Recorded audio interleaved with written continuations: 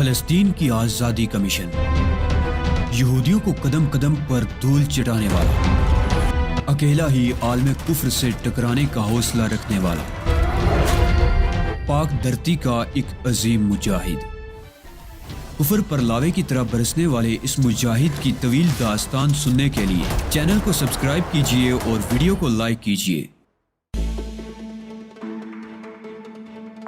میں سوچ رہا ہوں کہ یہ معلوم کرنے کے بعد اولیو ہاورڈ مزید حماقتوں کا ارتکاب نہیں کرے گا۔ مجھے کیا معلوم؟ سلویا نے کندھے اچکائے۔ تم اس کے پرانے حریف ہو، تم ہی بہتر جان سکتے ہو کہ کن حالات میں وہ کیا کر سکتا ہے۔ لکی کی گمشدگی نے اسے پاگل کر رکھا ہوگا۔ اس کی دانست میں اس کی حماقت سے لکی کی اصلیت میرے علم میں آ چکی ہے۔ اب اپنی بیٹی کی جان بچانے کے لیے وہ ہر حربہ آزمائے گا۔ پیٹر تو ایک غیر متعلق شخص ہے، اس کو اغوا کرانے سے اولیو ہاورڈ کا کیا مقصد ہو سکتا ہے؟ غیر متعلق شخص کیسے ہے؟ میں نے حیرت سے کہا۔ تم اس شخص کو غیر متعلق کہہ رہی ہو جو اولیو ہاورڈ کی جان کے در پہ ہے، اور اولیو ہاورڈ اس بات سے واقف بھی ہے۔ لکی والے معاملے سے تو اس کا کوئی تعلق نہیں ہے۔ اسے اغوا کرا کے اولیو ہاورڈ اپنی جان تو بچا سکتا ہے، مگر اسے اس کی بیٹی کو کیا فائدہ پہنچے گا؟ پیٹر کے ذریعے وہ مجھ تک پہنچنا چاہ رہا ہوگا، لیکن اب اس کی یہ امید دم توڑ گئی ہوگی۔ سوال یہ ہے کہ اب وہ کیا کرے گا؟ اس وقت وہ پیٹر کے ہم شکل پر پیٹر کا پتہ جاننے کے لیے تشدد کر رہا ہوگا۔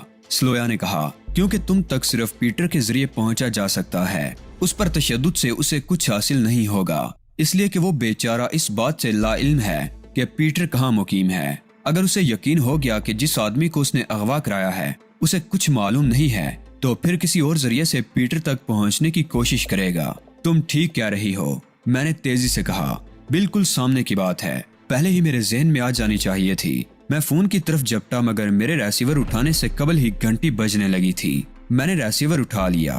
دوسری طرف پیٹر تھا اور خاصے غصے میں معلوم ہو رہا تھا۔ جن لوگوں نے میرے ہم شکل کو اغوا کیا تھا وہ پھر کلب میں نظر آ رہے ہیں۔ ابھی جیکسن کا فون آیا تھا۔ میرے آدمی بہت بپھرے ہوئے ہیں اور وہ ان لوگوں کے خلاف کچھ کرنے کے لیے سخت بے چین ہیں۔ جیکسن کا کہنا ہے کہ انہیں قابو میں رکھنا اس کے لیے مشکل ہو رہا ہے۔ مجھے بتاؤ میں اسے کیا جواب دوں؟ اسے کہو اپنے آدمیوں کو قابو میں رکھے، میں نے سرد لہجے میں کہا۔ اس سٹیج پر اگر کھیل بگڑ گیا تو میں بھی اسے نہیں سنبھال سکوں گا۔ اگر انہوں نے پھر کوئی حرکت کرنے کی کوشش کی تو میرے آدمی خاموش تماشائی نہیں بنے رہ سکیں گے۔ ہر بات کی کوئی حد ہوتی ہے مسٹر ایلن۔ تم خود تو ہاتھ پر ہاتھ دھرے بیٹھے ہو اور مجھے بھی کچھ نہیں کرنے دے رہے۔ معاملہ برداشت سے باہر ہو چکا ہے۔ میں تمہیں فون کرنے ہی والا تھا کہ تمہارا فون آ گیا، میں نے پرسکون لہجے میں کہا۔ تم جیکسن کو کوئی جواب دیے بغیر فوراً کلب کی طرف روانہ ہو جاؤ، میں بھی ادھر ہی آ رہا ہوں۔ میں تمہاری اس بات سے متفق ہوں کہ ان لوگوں کو اب مزید ڈیل نہیں دی جا سکتی۔ فون بند کر کے میں سلویا کی طرف مڑا۔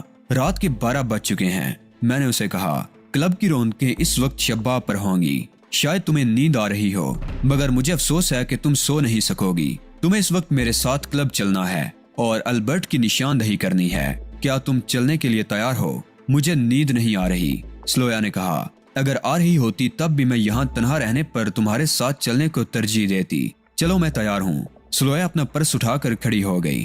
ہم دونوں بڑی اجلت میں ہوٹل سے باہر نکلے۔ سلویا کی کار کی ڈرائیونگ سیٹ میں نے سنبھال لی تھی۔ سڑکوں پر رش نہیں تھا، اس لیے تیز رفتاری سے کار ڈرائیونگ کرنے میں کوئی دشواری نہیں ہو رہی تھی۔ تم بہت زیادہ اجلت میں ہو، سلویا نے کہا، اور تمہارے ارادے بھی مجھے نیک نظر نہیں آ رہے۔ اولیو ہاورڈ کو جواب دینا بہت ضروری ہے سلویا۔ پیٹر میرے ساتھ کام کر رہا ہے اور اس وقت اس کی حیثیت میرے ساتھی کی سی ہے۔ میں اولیو ہاورڈ کو اس بات کی اجازت نہیں دے سکتا کہ وہ جو چاہے منمانی کرتا رہے اور میں خاموش بیٹھا رہوں۔ اس شخص کو اینٹ کا جواب پتھر سے دینا بہت ضروری ہے۔ تم نے مجھے بتایا نہیں کہ پیٹر نے فون پر تمہیں کیا اطلاع دی ہے جسے سن کر تم اتنی تیزی سے حرکت میں آ گئے ہو۔ جن لوگوں نے اس کے ہم شکل کو اغوا کیا تھا وہ پھر کلب میں دکھائی دے رہے ہیں۔ پیٹر خود بھی کوئی شریف آدمی نہیں ہے اور اس کے آدمیوں کا بھی یہی حال ہے۔ اس کے آدمی قابو سے باہر ہو رہے ہیں۔ وہ ان لوگوں کے خلاف کچھ کرنا چاہتے ہیں۔ ان کا یہ رویہ فطری بھی ہے۔ بہرحال میں نے انہیں کچھ کرنے سے روک دیا ہے۔ انہیں روک دیا ہے تو خود وہاں کیا کرنے جا رہے ہو؟ اولیو ہاورڈ کو اس کے انداز میں جواب دینا ضروری ہے۔ پیٹر کے آدمی اگر ان لوگوں سے الجھے تو خواہ کچھ تو خون ہوگا۔ ممکن ہے پولیس بھی اس طرف متوجہ ہو جائے، جبکہ میں یہ نہیں چاہتا۔ اس وقت ان لوگوں کی وہاں آمد کا مقصد کیا ہے؟ سلویا نے پوچھا۔ تم ہی نے تو اس امکان کی طرف اشارہ کیا تھا کہ اب وہ میرا سراغ لگانے کے لیے پیٹر تک پہنچنے کی کوشش کرے گا۔ کلب میں ایسا کون ہے جس کے بارے میں یہ کہا جا سکے کہ وہ پیٹر کی موجودہ قیام گاہ سے واقف ہوگا؟ پیٹر کا پارٹنر سیاہ فام جیکسن، میں نے جواب دیا۔ صرف اس کو پیٹر کے بارے میں علم ہے اور مجھے یقین ہے کہ اب وہ جیکسن کو اغوا کرنے کی کوشش کریں گے۔ کلب کے احاطے میں سناٹا چھایا ہوا تھا اور پارکنگ ایریا میں اچھی خاصی تاریکی بھی مسلط تھی۔ کار پارک کرتے ہوئے ہیڈ لائٹس کی روشنی میں میری نگاہ سیاہ رنگ کی ایک فورڈ پر پڑی جو دوسری کاروں سے الگ تھلگ پارک کی گئی تھی۔ کار خالی نہیں تھی۔ ڈرائیونگ سیٹ پر ایک شخص بیٹھا سگریٹ نوشی کر رہا تھا۔ یہ انہی لوگوں کی کار ہے۔ سلویا نے فورڈ کی طرف اشارہ کر کے بے تابی سے کہا، کیا ڈرائیونگ سیٹ پر بیٹھا ہوا شخص البرٹ ہے؟ نہیں، وہ البرٹ نہیں ہو سکتا۔ سلویا نے سر کو منفی جنبش دی۔ البرٹ تو لمبا تڑنگا آدمی ہے۔ میں اور سلویا کار سے اتر گئے۔ ابھی میں کار کا دروازہ لاک کر ہی رہا تھا کہ احاطے میں ایک اور کار داخل ہوئی۔ میں نے کار پہچان لی۔ اس کار میں پیٹر ہی ہو سکتا تھا۔ اس نے بھی ہمیں دیکھ لیا تھا، اسی لیے اس نے اپنی کار ہماری کار کے برابر ہی لا کر پارک کی۔ میں آگے بڑھ کر اس کے نزدیک پہنچ گیا۔ مجھے ایک ریوالور درکار ہے، میں نے پیٹر سے کہا۔ آواز میں نے دھیمی ہی رکھی تھی۔ میرے پاس ریوالور تو ہے مگر ایک ہی ہے، پیٹر نے کہا۔ اس نے بھی اپنی آواز بلند نہیں ہونے دی تھی۔ کوئی بات نہیں، وہ ریوالور میرے حوالے کر دو، تمہیں اس کی ضرورت نہیں پڑے گی۔ پیٹر نے ریوالور نکال کر مجھے دے دیا۔ دفعتاً مجھے ایک خیال آیا اور میں نے پیٹر سے کہا، شاید سائلنسر کی ضرورت بھی پڑ جائے۔ پیٹر نے کچھ کہے بغیر کار سے سائلنسر نکال کر میری طرف بڑھا دیا۔ جتنی دیر میں نے ریوالور کی نال پر سائلنسر فٹ کیا، پیٹر اپنی کار لاک کر چکا تھا۔ اس پورے عرصے میں سیاہ فورڈ کی جانب متوجہ رہا تھا۔ اندھیرے کے باعث وہ ہماری کارروائی نہیں دیکھ سکتا تھا۔ آؤ اب اندر چلتے ہیں، ورنہ وہ ہماری طرف سے مشکوک ہو جائے گا، میں نے کہا اور ہم تینوں کلب کے داخلی دروازے کی طرف چل پڑے۔ سلویا، تم سیدھی ہال کی طرف جاؤ گی۔ ہو سکتا ہے البرٹ وہاں موجود ہو۔ اگر ایسا ہو تو جب میں وہاں آؤں تو تم آنکھ کے اشارے سے مجھے اس کی شناخت کرا دینا۔ اب مجھے ان لوگوں سے ڈر لگنے لگا ہے، سلویا نے کہا۔ میں تمہارے ساتھ ہی رہوں گی، فضول باتیں مت کرو سلویا، میں نے سخت لہجے میں کہا۔ ہم تینوں میں سے سب سے زیادہ مضبوط پوزیشن تمہاری ہے، تم پر کوئی آنچ نہیں آئے گی، بے فکر رہو۔ سلویا نے پھر کچھ نہیں کہا اور سیدھی ہال کی طرف چلی گئی۔ کلب کے ملازمین نے پیٹر کو پہچان کر اس کی طرف بڑھنے کی کوشش کی، مگر میرے کہنے پر پیٹر نے انہیں خود سے دور رہنے کا اشارہ کر دیا تھا۔ میں اس سے قبل بھی 2 بار وہاں آ چکا تھا، مگر اس وقت تو ان کے تیور کچھ اور نظر آ رہے تھے۔ وہ سب اس بات سے واقف تھے کہ اغوا ہونے والا پیٹر نہیں تھا، بلکہ وہ ملازم تھا جس کے میک اپ میں خود پیٹر تھا۔ شاید یہی وجہ تھی کہ صرف ان کے تیور خراب تھے۔ اگر واقعی پیٹر اغوا ہو گیا ہوتا تو اب تک وہ اولیو ہاورڈ کے آدمیوں کی ٹکا بوٹی کر چکے ہوتے۔ جیکسن اس وقت کہاں ہوگا؟ میں نے دھیمی آواز میں پیٹر سے پوچھا۔ میرا خیال ہے کہ اس وقت اسے میرے آفس میں ہونا چاہیے، پیٹر نے جواب دیا۔ بس تو ادھر ہی چلے چلو، میں نے کہا اور ہم وہاں سے متصل راہداری میں چلتے ہوئے پیٹر کے آفس کی طرف بڑھے۔ تقریباً 20 فٹ کے فاصلے پر راہداری زاویہ قائمہ بنائی ہوئی ہال کے متوازی گھوم گئی تھی۔ وہاں پیٹر نے اپنا آفس بنا رکھا تھا۔ اس موڑ سے مڑتے ہی میں ایک جھٹکے سے رک گیا۔ پیٹر کے آفس کے دروازے پر 2 مسلح افراد کھڑے نظر آ رہے تھے جو کسی بھی لمحے حرکت میں آنے کو تیار معلوم ہو رہے تھے۔ جھجکنے کی ضرورت نہیں ہے، پیٹر نے کہا، یہ کلب کے ہی ملازم ہیں۔ جیکسن نے احتیاطاً انہیں یہاں متعین کیا ہوگا۔ ان سے کہو یہاں سے چلے جائیں اور اپنی ڈیوٹیاں انجام دیں۔ اس قسم کے خوف و ہراس میں مبتلا ہونے کی ضرورت نہیں ہے۔ پیٹر نے میرے کہنے کے مطابق عمل کیا اور وہ دونوں سر کو مؤدبانہ انداز میں خم کر کے وہاں سے چلے گئے اور میں اور پیٹر دروازہ کھول کر اندر داخل ہو گئے۔ دروازہ کھلنے پر اندر موجود جیکسن نے چونک کر ہماری طرف دیکھا اور ہم دونوں کو دیکھ کر وہ مضطربانہ انداز میں کھڑا ہو گیا۔ تم نے مجھے جواب دینے کی بھی ضرورت نہیں محسوس کی، اس نے شکایتی انداز میں پیٹر سے کہا۔ میں نے ابھی تمہارے ہوٹل فون کیا تھا تو معلوم ہوا کہ تم کمرے میں موجود نہیں ہو۔ اب ہم خود آگے ہیں جیکسن، پیٹر کے بجائے میں نے جواب دیا۔ اپنے آدمیوں سے کہو کہ وہ پرسکون رہیں۔ آؤ یہاں میرے پاس آؤ، میں تمہیں ان لوگوں کی حرکتیں دکھاتا ہوں۔ جیکسن نے مجھے اپنے قریب آنے کا اشارہ کیا اور میں اس کے نزدیک پہنچ گیا۔ اس نے کمرے کی لائٹ آف کی اور بائیں جانب والا پردہ سرکایا۔ اس پردے کے عقب میں ایک بڑا سا شیشہ نصب تھا جس سے ہال نظر آ رہا تھا۔ وہ دیکھو، اس نے ہال کے وسط میں ایک میز کی طرف اشارہ کیا۔ یہی تینوں تھے جنہوں نے پیٹر کے ہم شکل کو اغوا کیا تھا۔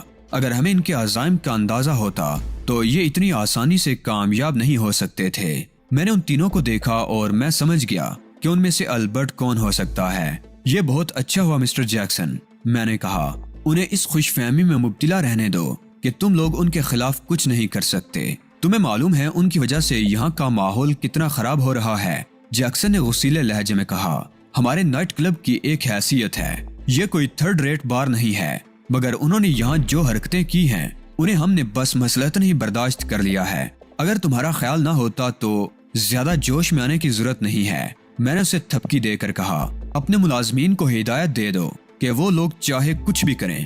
میں نے چاہے کچھ بھی کریں پر زور دیتے ہوئے کہا، انہیں کرنے دیا جائے، کوئی دخل اندازی کرنے کی کوشش نہ کرے اور نہ ہی ان سے الجھے۔ ہمارے ملازمین کے لیے اس ہدایت پر عمل کرنا بہت مشکل ہوگا۔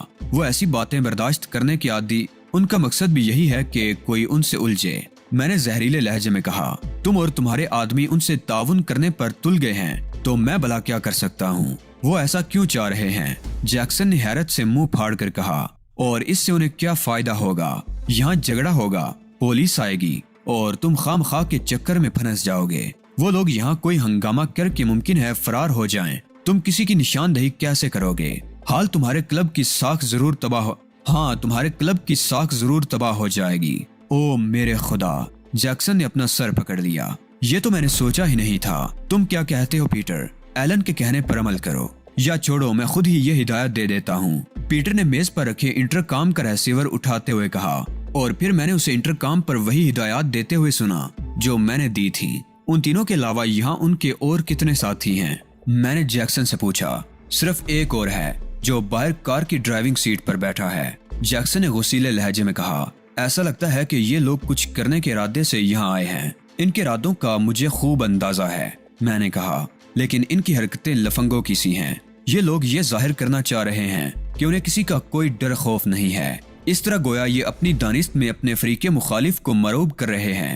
اگر یہ عقل مند ہوتے تو اپنا کام کر کے یہاں سے نکل چکے ہوتے، لیکن تم تو کہہ رہے تھے کہ یہاں ہنگامہ برپا کرنے کی غرض سے آئے ہیں۔ پیٹر بولا، وہ میں نے صرف اس لیے کہا تھا کہ تم میری بات ماننے میں پسو پیش کر رہے تھے۔ وہ تینوں ٹیبل سے اٹھ گئے ہیں اور ہال کے دروازے کی طرف جا رہے ہیں۔ دفعتاً میں نے جیکسن کی آواز سنی۔ ٹھیک ہے، میں نے ہال میں ایک نظر ڈال کر پردہ برابر کر دیا اور کمرے کی لائٹ جلا دی۔ اب ہم جا رہے ہیں مسٹر جیکسن۔ ہمارے جانے کے بعد کم از کم 15 منٹ تک تم آفس سے باہر نہیں نکلو گے۔ میں پیٹر کے ساتھ آفس سے باہر نکل آیا۔ اگر وہ لوگ سامنے پڑ جائیں تو ان سے اپنا چہرہ چھپانے کی کوشش کرنا، میں نے پیٹر سے کہا، اور اس نے خلاف توقع کوئی جرا کیے بغیر اسبات میں سر ہلا دیا۔ راہداری کے موڑ سے قدموں کی آوازیں ابھر رہی تھی، جس کا مطلب تھا کہ وہ لوگ اسی طرف آ رہے ہیں، اور پھر جس وقت ہم مڑ رہے تھے اسی وقت وہ لوگ بھی راہداری کے موڑ پر نمودار ہوئے۔ میں اور پیٹر ان کی طرف دیکھے بغیر منہ پھیر کر تیزی سے آگے بڑھ گئے۔ مجھے یقین تھا کہ وہ ہم دونوں میں سے ایک کا بھی چہرہ نہیں دیکھ سکے ہوں گے، تاہم وہ رک گئے تھے اور ہمیں عقب سے گھور رہے تھے۔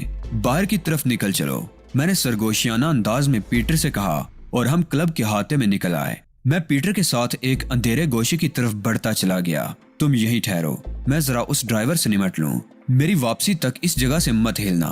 میں نہیں ہلوں گا، پیٹر نے بھرائی ہوئی آواز میں کہا۔ لیکن وہ لوگ آفس کی طرف کیا کرنے گئے ہیں؟ جو کچھ بھی کرنے گئے ہیں وہ ابھی تمہارے سامنے آ جائے گا۔ وقت زیادہ نہیں ہے، میں جا رہا ہوں۔ میں پارکنگ لاٹ کی طرف بڑھ گیا۔ اس بات کا میں نے خیال رکھا تھا کہ سیاہ فورڈ کے سامنے نہ آنے پاؤں۔ پھر پارکنگ لاٹ میں پہنچ کر میں اوندے منہ زمین پر لیٹ گیا۔ مجھے اندھیرے کی پناہ حاصل تھی، مگر اس کے باوجود احتیاط لازم تھی۔ اندھیرا ویسے بھی اتنا زیادہ نہیں تھا کہ آدمی بھی نظر نہ آ سکے۔ میں مختلف کاروں کی آڑ لیتا، کبھی گھٹنوں کے بل چلتا ہوا اور کبھی رینگتا ہوا آگے بڑھتا رہا، یہاں تک کہ میں فورڈ کے نزدیک پہنچ گیا۔ اب فورڈ مجھ سے کوئی 10 فٹ کے فاصلے پر تھی۔ جو شخص پہلے ڈرائیونگ سیٹ پر بیٹھا نظر آیا تھا، اب وہ کار کے بونٹ پر پیر رکھے کھڑا تھا۔ اس کے ہاتھ میں جلتی ہوئی سگریٹ اب بھی دبی ہوئی تھی، اور وہ منتظر نگاہوں سے کلب کے دروازے کی طرف دیکھ رہا تھا۔ اس کی پشت میری طرف تھی، میں ایک کار کی آڑ میں تھا۔ اگر اس کا رخ میری طرف ہوتا تب بھی میں اسے نظر نہیں آ سکتا تھا۔ اس کے ساتھی کسی بھی لمحے کلب سے باہر آ سکتے تھے، اور مجھے ان کے آنے سے قبل ہی اس پر قابو پا لینا تھا۔ اس لیے میں نے دیر کرنا مناسب نہیں سمجھا اور کار کی آڑ سے نکل کر دبے قدموں اس کی طرف بڑھنے لگا۔ وہ اپنے اوپر نازل ہونے والی مصیبت سے بے خبر سگریٹ کے کش لیے جا رہا تھا۔ میں ذرا سے بھی آہٹ پیدا کیے بغیر اس کی طرف بڑھ رہا تھا۔ اسے بالکل آخری وقت میں اپنے عقب میں کسی خطرے کا احساس ہوا، مگر وقت گزر چکا تھا اور بازی پوری طرح میرے قابو میں آ چکی تھی۔ میں اس پر جپٹ چکا تھا اور اس کی گردن میں نے اپنے بازو کی گرفت میں لے لی تھی۔ اس کے ہاتھ سے سگریٹ چھوٹ کر گر پڑی۔ اس نے غالباً چیخنے کی کوشش بھی کی تھی، مگر اس کے حلق سے نکلنے والی آوازیں خرخراہٹ کی حدود سے آگے نہیں بڑھ سکی۔ اس نے مچل کر میری گرفت سے نکلنے کے لیے جتنے زیادہ ہاتھ پیر مارے، اتنا ہی اس کی گردن پر میری گرفت مضبوط ہوتی چلی گئی اور آخر کار اس کی جدوجہد دم توڑ گئی۔ میں نے آخری جھٹکا دے کر اس کی گردن چھوڑ دی اور وہ کسی کٹے ہوئے شہتیر کی طرح کار کے بونٹ سے ٹکراتا ہوا زمین پر ڈھیر ہو گیا۔ سانس کی ڈوری کا رشتہ اس کے جسم سے منقطع ہو چکا تھا۔ میں نے کلب کے دروازے پر ایک نگاہ ڈالی۔ ابھی تک ان تینوں میں سے کوئی بھی برآمد نہیں ہوا تھا۔ میں نے جلدی سے اس کی لاش گھسیٹ کر کار کے نیچے کر دی۔ اب کوئی نزدیک آ کر بھی اسے نہیں دیکھ سکتا تھا۔ اس کام سے فارغ ہو کر میں کچھ فاصلے پر کھڑی کاروں کے درمیان جا کر چھپ گیا اور ان لوگوں کے باہر نکلنے کا انتظار کرنے لگا۔ مجھے زیادہ انتظار نہیں کرنا پڑا۔ جلد ہی وہ تینوں باہر نکلتے نظر آئے۔ جیکسن کو 2 افراد نے اپنے درمیان لے رکھا تھا اور اس سے لگ کر چل رہے تھے۔ صاف ظاہر تھا کہ ان دونوں کی جیبوں میں ریوالور موجود ہیں، جن کے زور پر وہ جیکسن کو بھی اغوا کر کے لے جا رہے ہیں، پیٹر کا پتہ معلوم کرنے کے لیے۔ حالانکہ اگر وہ چاہتے تو یہ کام یہاں بھی کر سکتے تھے۔ میں نے سائلنسر لگا ہوا ریوالور نکال کر ہاتھ میں لے لیا۔ اب اس کے استعمال کا وقت قریب آ گیا تھا۔ میں سانس روکے ان لوگوں کے قریب آنے کا منتظر تھا۔ اپنی کار تک پہنچنے کے لیے انہیں میرے قریب سے ہی گزرنا تھا اور میں ان کا سواگت کرنے کے لیے پوری طرح تیار تھا۔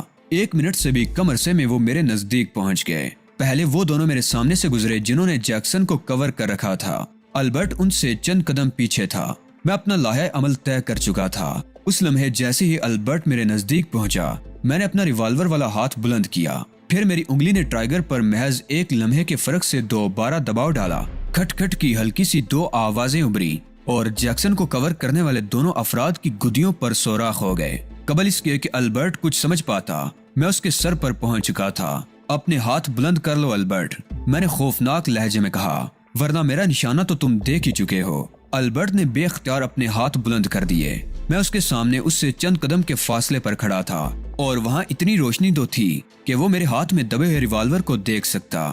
اس کی تلاشی لو جیکسن، میں نے حیران و پریشان جیکسن سے کہا، اور اس دوران میں اگر تم نے کوئی ہوشیاری دکھانے کی کوشش کی تو میرا نشانہ تو تم دیکھ ہی چکے ہو۔ مجھ سے کسی رعایت کی توقع مت رکھنا۔ البرٹ نے تلاشی کے دوران کوئی حرکت نہیں کی۔ اسے تو سانپ سونگ گیا تھا۔ شاید ان لوگوں نے کلب میں جو حرکتیں کی تھی وہ اس لیے تھی کہ پیٹر کے آدمیوں کو تول سکیں۔ جب کلب میں ان سے کسی نے کوئی تعارض نہیں کیا تو وہ بے خوف ہو گئے۔ انہیں یقین ہو گیا کہ پیٹر کے آدمیوں میں اتنی جان نہیں ہے کہ کسی قسم کی مزاحمت کر سکیں۔ یہ یقین ہو جانے کے بعد جب ان پر اچانک مصیبت نازل ہوئی تو ظاہر ہے اسے حواس باختہ ہونا ہی تھا، لیکن بدقسمتی سے حواس باختہ ہونے کے لیے اب صرف ایک ہی شخص رہ گیا تھا۔ بقیہ 3 تو ملک کے عدم کو سدھار چکے تھے۔ اس کے پاس سے ایک چاقو اور ایک پستول برآمد ہوا ہے۔ جیکسن نے اس کی تلاشی مکمل کرنے کے بعد کہا، یہ تم رکھ لو اور ذرا جلدی سے اپنے 2-3 آدمی بلا لو تاکہ یہ لاشیں ٹھکانے لگائی جا سکیں۔ جیکسن بڑی تیزی سے کلب کی طرف بڑھ گیا۔ اسی وقت میں نے البرٹ کی آواز سنی، تم کون ہو اور کیا چاہتے ہو؟ اس نے پھنسی پھنسی آواز میں کہا، یہ سوال تو مجھے کرنا چاہیے تھا۔ میں نے طنزیہ لہجے میں کہا، پہلے تم پیٹر کو اغوا کر کے لے گئے اور اب پھر یہاں سے ایک آدمی کو اغوا کر کے لے جانا چاہ رہے تھے۔ ان لوگوں سے ہماری پرانی دشمنی ہے، لیکن تم کون ہو ان میں سے تو نہیں معلوم ہوتے۔ ہمارا تم سے کوئی جھگڑا نہیں ہے، تم درمیان سے ہٹ جاؤ۔ میں سوچ رہا تھا کہ تم سے رعایتی سلوک کروں گا، لیکن یہ جھوٹ بول کر تم اس رعایت سے محروم ہو رہے ہو جو میں تمہیں دینے والا تھا۔ اگر مجھے کوئی نقصان پہنچا تو تم بچ نہیں سکو گے۔ ہمارا گروہ بہت بڑا ہے اور تمہیں پورے امریکہ میں کہیں پناہ نہیں ملے گی۔ خود کو نقصان سے بچانا چاہتے ہو تو اپنی چونچ بند رکھو، میں نے بڑے خراب لہجے میں کہا۔ اس وقت تم میرے رحم و کرم پر ہو اور میں تمہاری ہرزہ سرائیاں سننے کے موڈ میں بالکل بھی نہیں ہوں۔